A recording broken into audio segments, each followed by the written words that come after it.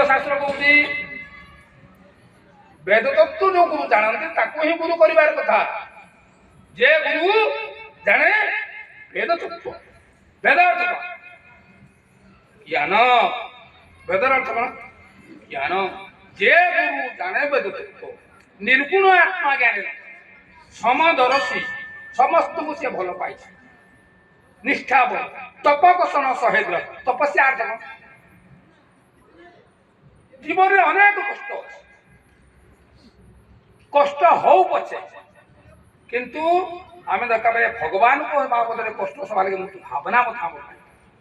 धन बाबद कष्ट सहूचु कि नहीं धन बाबद आम कष्ट सहूचु कि नहीं सहूचु धर्म बाबद ना धर्म क्या कह